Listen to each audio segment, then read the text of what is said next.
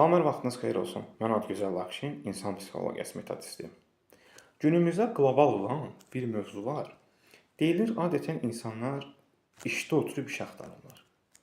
Çox gülünc bir haldır və hətta biabırçılığın ən pik nöqtəsidir. Sən işləyirsən, niyə iş axtarırsan? Bəs sualı.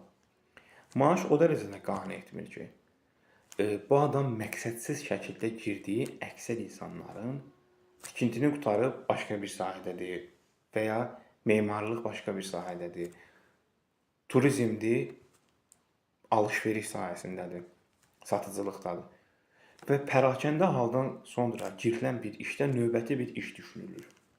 Yüksək maaşlı və bir növ loru dinləmək çox kobuduzdur. Cəhənnəm olsun əşi, tüpürün belə həyatı deyib günü-günə satılan və başqa bir iş düşünmə prinsipi.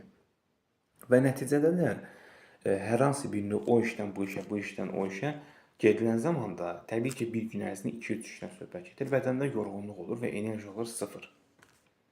Və sən səhv həyat tərzi keçirirsən.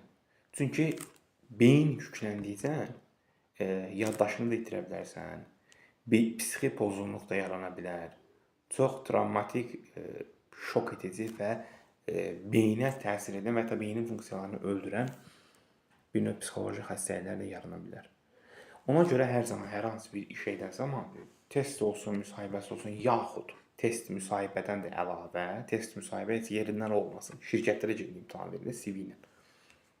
Sadəcə orada bir ümumi imtahan kimi gedir. Həmin şeydə çalışın diqqətli olun.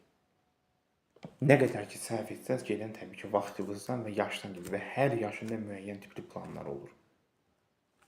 20 yaşın 20 planı, 25 yaşın 25 planı, yaxud 30-da da bir ayrı məqsədlər, hədəflər olur. Heç zaman yaşınızın əsas hissələrini çalışın itirməyin. İtirdiyiniz yaşın sonradan yaşın intiqamı sizdən çıxacaq. 30-40 yaşa qədər heç nə etməmisənsə, ondan sonra əziyyətdə həyat çəkəcəksən.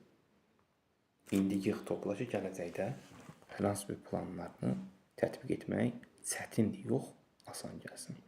Bu qədər. Seanslarımız hal-hazırda aktiv şəkildə davam edir.